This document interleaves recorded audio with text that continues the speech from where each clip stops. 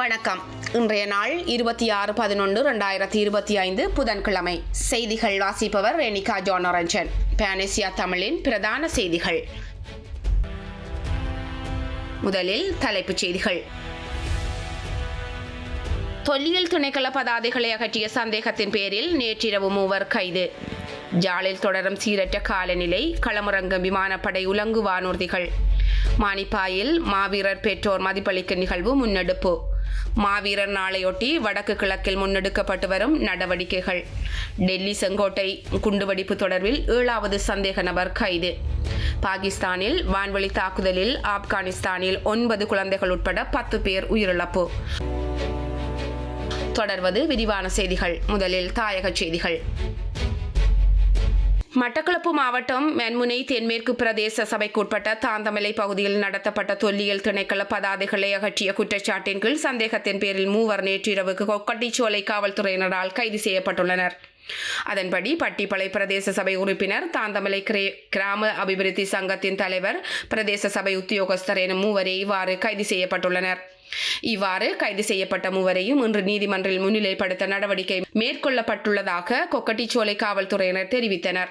இந்நிலையில் இவ்வாறு கைது செய்யப்பட்ட சம்பவம் அறிந்தவுடன் நேற்று இரவு 10 மணியளவில் இலங்கை தமிழரசு கட்சியின் வாலிப முன்னணி துணை செயலாளர் சட்டத்தரணி நிதான்சன், மென்முனை தென்மேற்கு பிரதேச சபை தவிசாளர் கிரேஷ்குமாரன், மென்முனை தென் எருவில் பற்று பிரதேச சபை தவிசாளர் மேகசுந்தரம் வினோராஜ், மட்டக்களப்பு மாநகர சபை பிரதி முதல்வர் வை தினேஷ்குமார், மட்டக்களப்பு மாவட்ட முன்னாள் முதல்வர் தி சரவணபவன் மற்றும் மாநகர சபை உறுப்பினர்கள் என பலரும் சம்பவ இடத்துக்கு விரைந்து சென்றிருந்தமை குறிப்பிடத்தக்கது.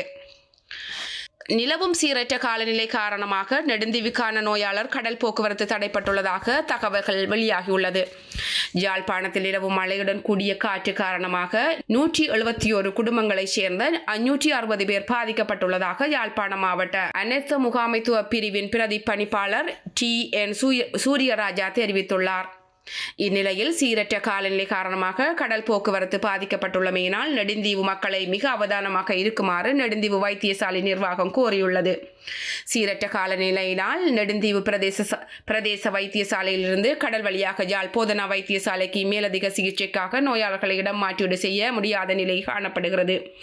இதேவேளை கடல் போக்குவரத்து தடைப்பட்டுள்ள நிலையில் நெடுந்தீவு வைத்திய அதிகாரிகளினால் நோயாளிகளை யாழ்ப்பாணத்துக்கு மேலதிக சிகிச்சைக்காக வான்வழியாக அனுப்பி வைக்க விமானப்படையினர் ஊடாக நடவடிக்கை எடுப்பதற்கான ஏற்பாடுகள் முன்னெடுக்கப்பட்டு வருகின்றமையும் குறிப்பிடத்தக்கது.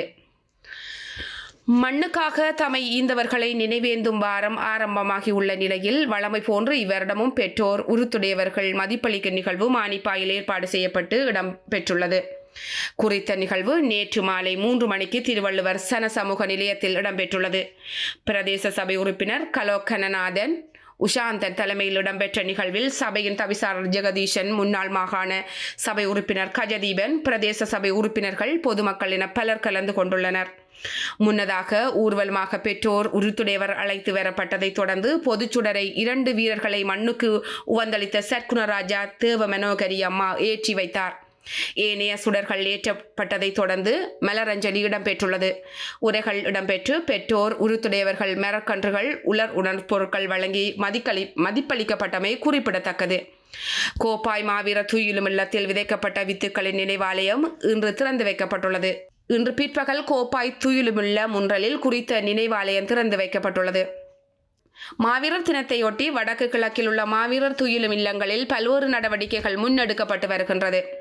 அந்த வகையில் முல்லைத்தீவு மாவட்டத்தில் புதுக்குடியிருப்பு 10ஆம் வட்டார பகுதியில் 56 மாவீரர்களின் பெற்றோர்கள் மதிப்பளித்து நிகழ்வு 24/11/2020 நடைபெற்றுள்ளது. முன்னதாக மாவீரர்களின் பெற்றோர்களுக்கு மாலை அணிவிக்கப்பட்டு மங்கள வாத்தியத்துடன் அழைத்து வரப்பட்டு சிறப்பாக அலங்கரிக்கப்பட்ட மண்டபத்தில் நிகழ்வுகள் இடம்பெற்றுள்ளன. கோப்பாய் மாவீர துயிலும் இல்லத்தில் விதைக்கப்பட்ட வித்துக்களின் நினைவாலயம் இன்று திறந்து வைக்கப்பட்டுள்ளது. மாவீர தினத்தை முன்னிட்டு மாவீரர் பெற்றோர் உருத்துடையோர்களை மதிப்பளிக்கும் நிகழ்வு பிரதேசங்கள் ரீதியாக நடைபெற்று வருகின்றது. முல்லைத்தீவு மாவட்டத்தில் ஒட்டிசுட்டான் பிரதேச மாவீரர் செயற்பாட்டு குழுவின் ஏற்பாட்டில் ஒட்டிசுட்டான் தான் தோன்றீஸ்வரர் ஆலய வளாகத்தில் மாவீரர் பெற்றோர் உருத்துடையோர்களை மதிப்பளிக்கும் நிகழ்வு மிகவும் சிறப்பாக இடம்பெற்றிருந்தது. கரவட்டி பிரதேச சபையில் ஏற்பாட்டில் நெல்லியடி சந்தியில் மாவீரர்களின் நினைவு தினம் அனுஷ்டிக்கப்பட்ட பின்னர் இவ்வாறு குறிப்பிட்டார். நவம்பர் 27 அன்று வடக்கு கிழக்கில் அனைத்து கடைகளுமே மூடப்பட வேண்டும் என தாயக செயலணி கோரிக்கை முன்வைத்துள்ளது. யாழ் ஊடக அமையத்தில் நேற்று இடம்பெற்ற ஊடக சந்திப்பின் போதே மேற்கண்டவாறு குறிப்பிடப்பட்டுள்ளது. இதன்போது நாளைய தினம், அதாவது மாவீரர் நாளான நவம்பர் 27 அன்று வடக்கு கிழக்கில் அனைத்து கடைகளுமே மூடப்பட வேண்டும். வழமையாகவே மாவீரர் நாளன்று கடையடைப்பு மேற்கொள்ளப்படும். எனவே இம்முறையும் அது இடம்பெற வேண்டும் என கோரப்பட்டுள்ளது. அதேவேளை மாவீரர் நாள் தொடர்பில் முன்னாள் போராளி மு. மனோகரன் யாழ் ஊடக அமையத்தில் நடாத்திய ஊடக சந்திப்பில் தேசிய தலைமையை நேசிக்கும் புலம்பெயர் நாடுகளில் உள்ள எமது உறவுகள், முன்னாள் போராளிகள் இந்த விடயத்தில் தங்களது முடிவை உடனடியாக கிளிநொச்சிக்கும் காங்கிரஸ் பிரமுகர்களுக்கும் தெரிவிக்குமாறு பணிவன்புடன் வேண்டுகிறேன் என கோரியுள்ளார். தொடர்வது இந்திய செய்திகள். புதுடெல்லி செங்கோட்டை அருகே நிகழ்ந்த கார் குண்டுவெடிப்பு வழக்கில் 7வது நபரை புலனாய்வு அதிகாரிகள் கைது செய்து விசாரணையை தீவிரப்படுத்தியுள்ளனர். புதுடெல்லி செங்கோட்டை அருகே உள்ள சிக்னலில் நவம்பர் 10 உமர் நபி என்ற பயங்கரவாதி நடாத்திய தற்கொலை படை தாக்குதலில் 15 பேர் கொல்லப்பட்டனர்.